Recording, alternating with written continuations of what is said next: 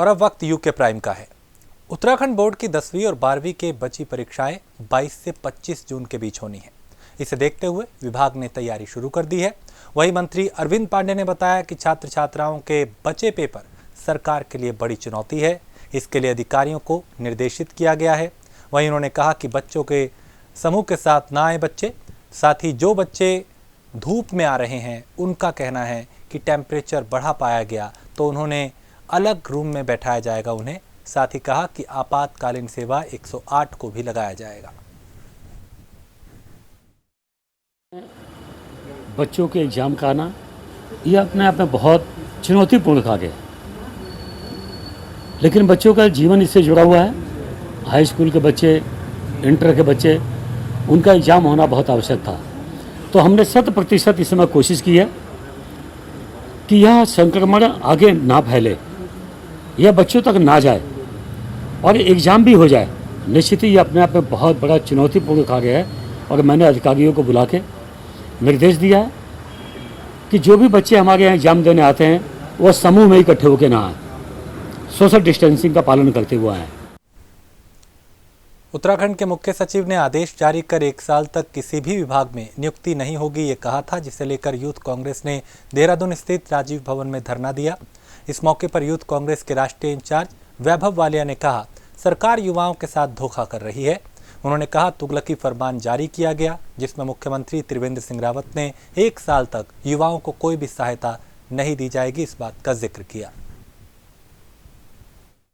ऐसा है कि परसों जो है उत्तराखंड के बहुत ही जनता के दुख को समझने वाले मुख्यमंत्री श्री त्रिवेंद्र सिंह रावत जी ने अपने प्रशासन के माध्यम से एक फरमान जारी कराया है, तुगलकी फरमान, कि भैया उत्तराखंड में 1 साल तक हम किसी भी युवा को कोई रोजगार नहीं देंगे, हम किसी भी युवा की कोई मदद नहीं करेंगे। आज एक ऐसा समय है कि कोरोना महामारी से प्रदेश का युवा त्रस्त है। आज एक ऐसा समय है कि कोरोना महामारी के चलते पलायन की हमने इतनी बातें की हैं, प्रदेश का युवा लौट के अपने प्रदेश में आया है। आज मौका है हमारे सामने प्रदेश के युवा का विश्वास जीतने का। आज मौका है हमारे सामने उसको ये जताने का कि भैया तुम्हें अपने प्रदेश में रह के सेवाएं देनी है, तुमने अपने प्रदेश के लिए काम करना है, तुम्हें पलायन करने की जरूरत नहीं। जम्मू कश्मीर के कुपवाड़ा में पेट्रोलिंग के दौरान उत्तराखंड का एक लाल और शहीद हो गया। यमुना प्रसाद पनेऊ कुमाऊं रेजिमेंट की 6ठी बटालियन में सूबेदार थे। पेट्रोलिंग के दौरान वो शहीद हो गए। 39 वर्षीय पनेरू 3 भाई थे। बड़ा भाई पोस्ट मास्टर है जबकि छोटा भाई वन विभाग में कार्यरत है। यमुना पनेरू एवरेस्ट फतेह करने वाला एक पहला जाबाज था जिसने एवरेस्ट फतेह की 2012 में, और उसके अलावा एनसीसी से लेकर के हर प्रतियोगिता में, कॉलेज समय में, स्कूल समय में हमेशा वो अव्वल रहता था, हर प्रतियोगिता में आगे रहता था। एनसीसी कमांडर के रूप में भी वो हमेशा अपने ग्रुप में एक लीडर ग्रुप के रूप में उसको देखा जाता था। 2000 में भर्ती हुए थे। 3 भाई हैं, एक बहन है इनकी। इनका बड़ा एक भाई है और एक छोटा भाई है। ये बीच के भाई थे जो कल शहीद हो गए देश के लिए। क्या नाम था, कौन सी बटालियन में? ये 6 कुमाऊं रेजिमेंट में थे और ये सूबेदार के पद पर थे अभी प्रेजेंट में। नाम क्या? तो पेट्रोलिंग के दौरान जवान शहीद हुआ उत्तराखंड का ये जवान।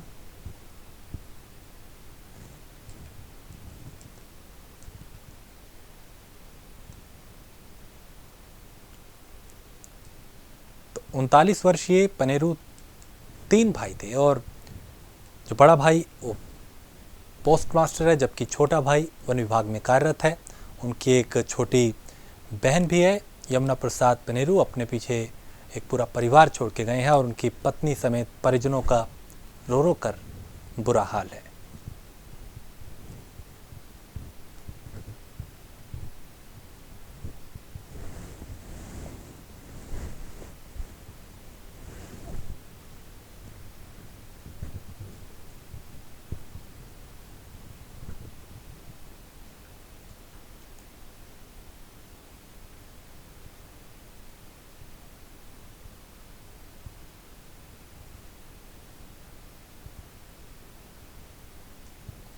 तो जम्मू कश्मीर के कुपवाड़ा में पेट्रोलिंग के दौरान उत्तराखंड का एक लाल शहीद हो गया। यमुना प्रसाद पनेरू कुमाऊं रेजिमेंट की 6ठी बटालियन में सूबेदार थे। पेट्रोलिंग के दौरान वो शहीद हुए। परिवार का रो रो कर बुरा हाल है।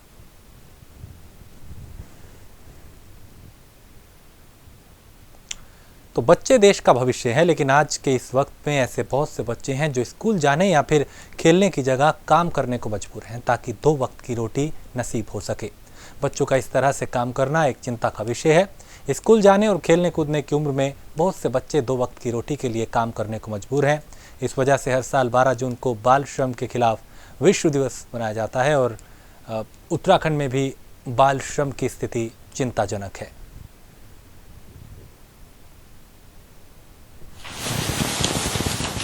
देखिए, मैं समझती हूँ कि बाल श्रम के मामले में उत्तराखंड अन्य राज्यों की तुलना में बात करते हैं तो काफी कह सकते हैं कि बहुत ज्यादा गंभीर स्थिति नहीं है, लेकिन जो स्थिति है वो भी चिंताजनक है। हमारा लक्ष्य है कि हमारे पूरे प्रदेश में एक भी बाल मजदूर ना रहे, ये हमारा ध्येय है और उसी ध्येय के अनुसार जो है हमारा विभाग भी है या श्रम विभाग भी है, वो लगातार इस दिशा में काम कर रहा है। और बाल अधिकार संरक्षण आयोग भी है जो लगातार जो है इस प्रकार के मामलों का संज्ञान भी लेता है, उनके विरुद्ध कार्रवाई भी करता है।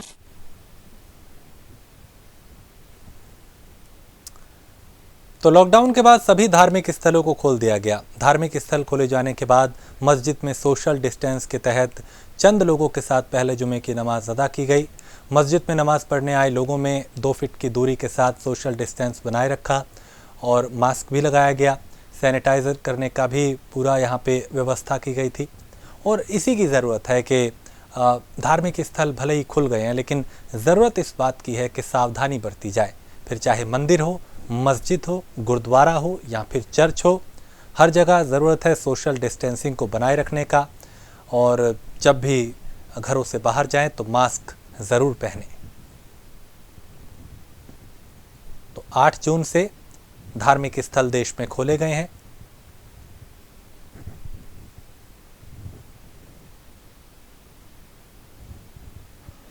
जैसा कि आप हजरात को मालूम ही है कि इस वक्त जो है कोरोना वायरस की वजह से महामारी का दौर चल रहा है और मरीज़ों की तादाद में दिन ब दिन इजाफा ही होता हुआ जा रहा है। और हमारी वज़ारत सेहत की तरफ से जो गाइडलाइन हमें दी गई है उसी के एतबार से हमने लोगों से अपील की थी कि वो मस्जिदों में कम से कम आए और जो हजरात मस्जिद में आ रहे हैं उन हजरात से कहा गया था कि वज़ू वगैरह अपने घर से करके आएँ और सैनिटाइज़र का इस्तेमाल करें, मास्क वगैरह का इस्तेमाल करें। सितारगंज में 5 और लोग कोरोना पॉजिटिव पाए गए हैं, जिसमें से 4 सरकारी अस्पताल में आइसोलेट थे और 1 सेंट्रल जेल का कैदी है। 2 दिन पहले शाकफॉर्म की 17 वर्षीय किशोरी पॉजिटिव आई थी। अस्पताल में किशोरी के साथ अस्पताल में आइसोलेट में 4 लोग और थे जिनकी रिपोर्ट पॉजिटिव आई है।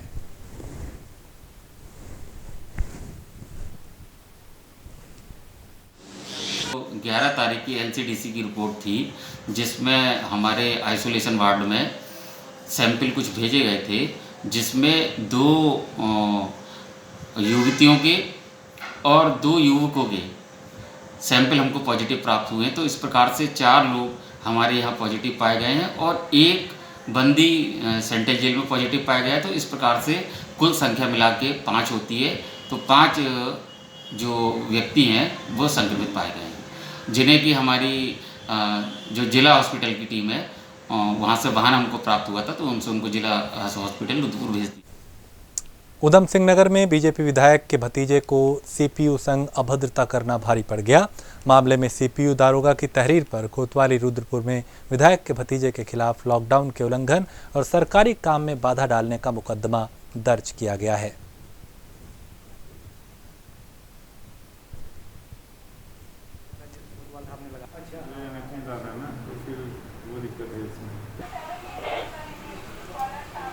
तो बीजेपी विधायक के भतीजे को सरकारी काम में बाधा डालने का मुकदमा दर्ज किया गया है। लॉकडाउन का उल्लंघन करने का भी मामला बना।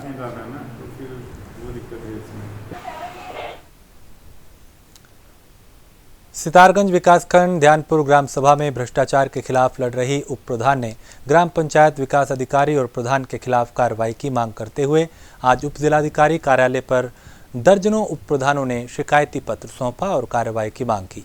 बता दें कि ध्यानपुर ग्राम सभा में बन रही आरसीसी रोड में अनियमितताओं को लेकर उप प्रधान रविंद्र कौर ने और गांव के वार्ड मेंबर ने विरोध किया था।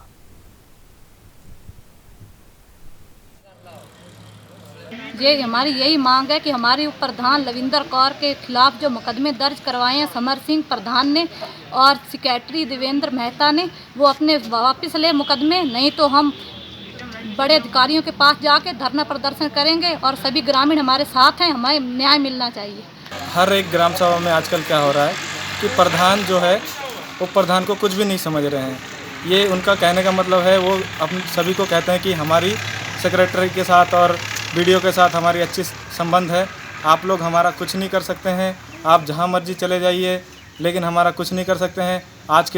आज के समय में प्रधान उप प्रधान को कुछ नहीं समझते हैं। आज हमारी लविंदर बहन के साथ इस तरह से सेक्रेटरी और ग्राम प्रधान ने जो झूठे आरोप लगाए हैं वो सरासर गलत है। जोशीमठ के डांडो गांव के ग्रामीणों ने गांव में बने स्कूल का विरोध किया। ग्रामीणों का कहना है कि यहां पर पहले से इंटर कॉलेज है और इस स्कूल इंटर कॉलेज से दूर खोला जाए। ग्रामीणों ने इस मामले को लेकर तहसील परिसर जोशीमठ में एकजुट होकर एसडीएम के माध्यम से सूबे के मुखिया त्रिवेंद्र सिंह रावत के नाम ज्ञापन सौंपा।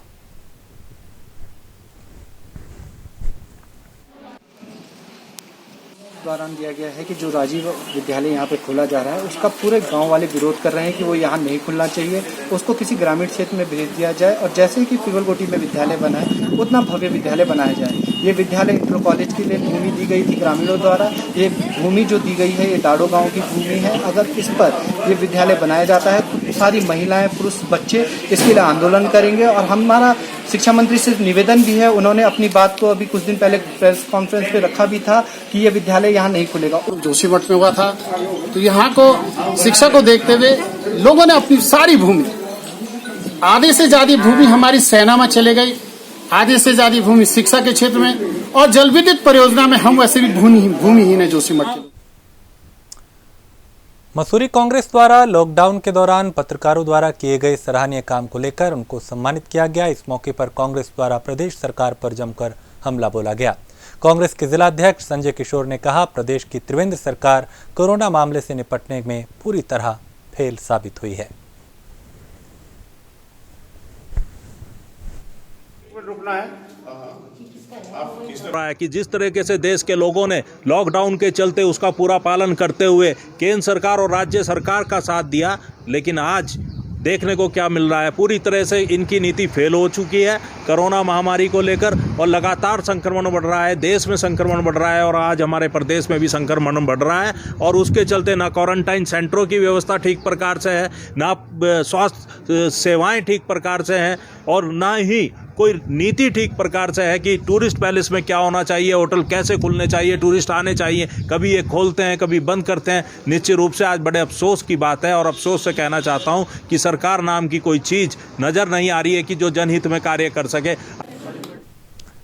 तो कांग्रेस ने प्रदेश सरकार पर हमला बोला और कहा कि सरकार कोरोना से निपटने में पूरी तरह से नाकाम साबित हो रही है। लगातार देश में मामले बढ़ रहे हैं और सरकार की सारी योजनाएं फेल हो रही हैं। इसके अलावा पत्रकारों को भी सम्मानित किया गया। तो देश प्रदेश में बढ़ते कोरोना मामलों को लेकर विपक्ष जो है वो सरकार पे हमलावर है। कांग्रेस ने सरकार को घेरा और कहा कि सारी जो नीतियां हैं, योजनाएं हैं, तरीके हैं, वो सब कोरोना से निपटने में सरकार के फेल साबित हो रहे हैं।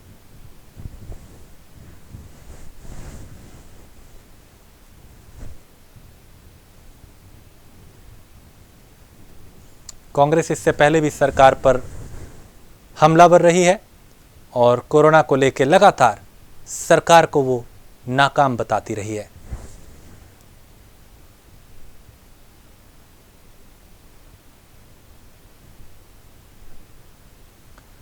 नैनीताल के सभी धार्मिक स्थल 30 जून तक बंद रहेंगे। प्रशासन के साथ एक बैठक में धार्मिक स्थलों के गुरुओं ने यह फैसला लिया कि 1 जुलाई से धार्मिक स्थलों को खोला जाएगा। बैठक में मंदिर, मस्जिद, गुरुद्वारे और चर्च के मुखिया और प्रतिनिधियों ने भाग लिया और सर्वसम्मति से तय हुआ कि आगामी 30 जून तक सभी धार्मिक स्थल बंद रहेंगे। लिहाजा कोरोना को देखते हुए ये फैसला लिया गया।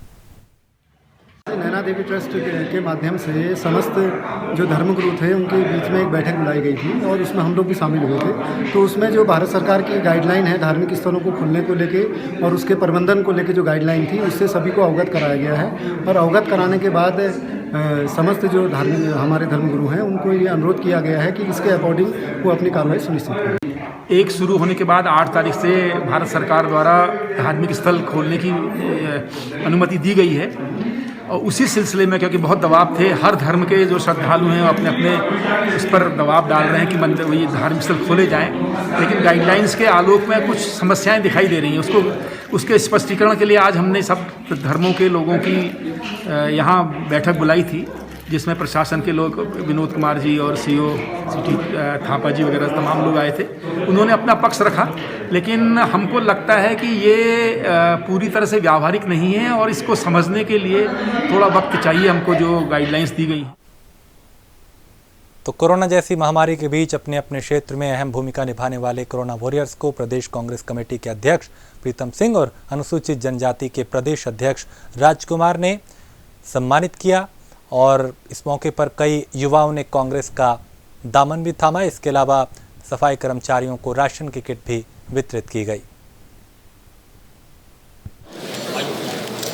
राजकुमार जी जो हमारे पूर्व विधायक भी हैं और वर्तमान समय में अनुसूचित जाति प्रकोष्ठ के प्रदेश अध्यक्ष भी हैं, उनके संयोजन में आज यहाँ एक कार्यक्रम आयोजित किया गया, जिस कार्यक्रम में सफाई कर्मियों को जो सम्मानित करने का काम किया। मैं राजकुमार जी को इसलिए बधाई देता हूँ कि सफाई कर्मी इस महामारी के समय अग्रिम पंक्ति में खड़े होकर के इस शहर को स्वच्छ रखने में अहम भूमिका अदा करने का काम कर रहे हैं।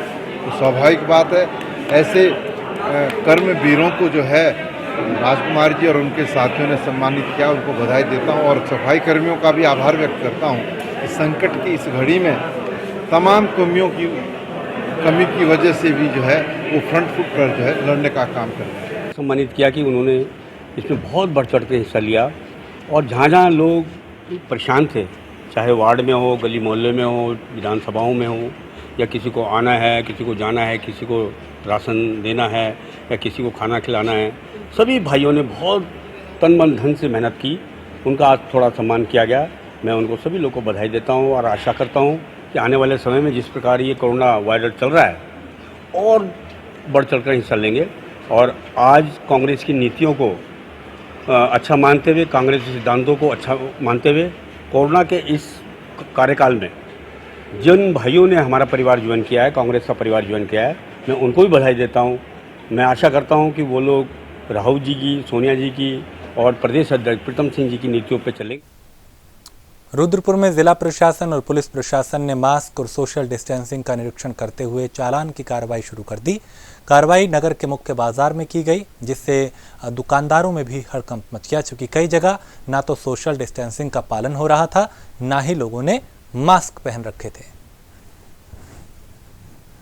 देखिए, आज बाजार में हमारे और एसएसपी के द्वारा निरीक्षण किया गया, तो वहाँ पर कुछ लोग जिन्होंने मास्क नहीं लगा रखा था या सोशल डिस्टेंसिंग का भी कुछ जगह में पालन नहीं हो रहा था, तो उन सभी पे आज पेनलाइजेशन किया गया है, उनको पेनल्टी लगाई गई है। और आगे अगर दोबारा कोई इस तरह के केस आते हैं, आज सभी टीम्स को लगा दिया गया, सभी जगह एसडीएम सीओज, और जो अगले एक सप्ताह का फोकस है उसके अंदर इस पर पूरी की पूरी डेली बेसिस पे मुहिम चलेंगी। और कोई भी होगा, दुकानें अगर जो फर्स्ट टाइम के बाद पेनल्टी नहीं मानते हैं, उनको नेक्स्ट डे या उसी दिन दोबारा भी मिलते हैं तो उनकी दुकानें बंद कर दी। डोईवाला के रानी पोखरी क्षेत्र में तीव्र गति के तूफान ने बड़ी मात्रा में नुकसान पहुंचाया, जिससे आम और लीची की जो फसल है उसे काफ़ी नुकसान पहुंचा, पेड़ों को काफ़ी नुकसान पहुंचा। गौशाला और कई घरों की जो छतें थी, जो टीन थे, वो उड़ गए। माननीय प्रधानमंत्री नरेंद्र मोदी जी के नेतृत्व में जो एक सफल सरकार चल रही है, अभी दूसरे कार्यकाल का 1 वर्ष पूर्व होने पर ये जो एक जनता को संदेश दिया है और पार्टी कार्यकर्ताओं के माध्यम से मोदी जी ने जो संकल्प पत्र भेजा है, वो हर बूथ तक, हर परिवार तक ये पहुंचेगा। पार्टी संगठन के कार्यकर्ताओं द्वारा। असल में ऐतिहासिक कार्य हुए हैं, पिछले 5 साल के भी ऐतिहासिक कार्य हैं, जिससे मोदी जी की लोकप्रियता बढ़ी है लोगों में। बिल्कुल बिल्कुल, ये आप में अपने आप में दर्शाता है। कल शाम 6 बजे रानी पोखरी के तमाम क्षेत्र में तूफान आया था, जिससे काफ़ी ज़्यादा नुकसान क्षेत्र में हुआ है। जहां बागवानी की काफ़ी फसल खराब हुई है, तो वहीं तमाम टीन जो घरों की टीन थी वो उड़ गई थी। तो कल जिस तरह से काफ़ी नुकसान हुआ, तो जो प्रधान है रानी पोखरी के सुधीर रतूड़ी, उनके साथ तमाम जनप्रतिनिधियों ने क्षेत्र का भ्रमण किया, नुकसान का जायजा लिया। सबसे ज़्यादा जो नुकसान हुआ है वो आम लीची को हुआ है। इसके अलावा तमाम पेड़ भी टूट गए थे। थानों क्षेत्र में भी काफ़ी नुकसान आंधी तूफान से हुआ है।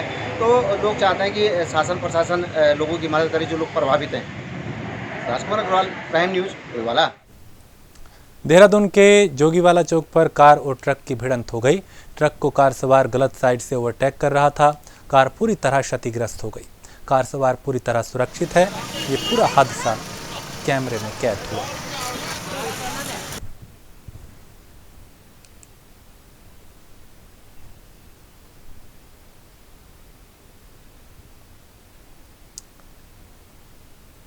उधम सिंह नगर जिला प्रशासन द्वारा कोरोना से बचने के लिए हम होंगे कामयाब मुहिम का आगाज करने की शुरुआत की जा रही है, जिसमें जिला प्रशासन ने सरकारी, गैर सरकारी संस्थाओं, सामाजिक संस्थाओं, आमजन और मीडिया से जिले में हर इस मुहिम में शामिल होने के लिए अनुरोध किया है।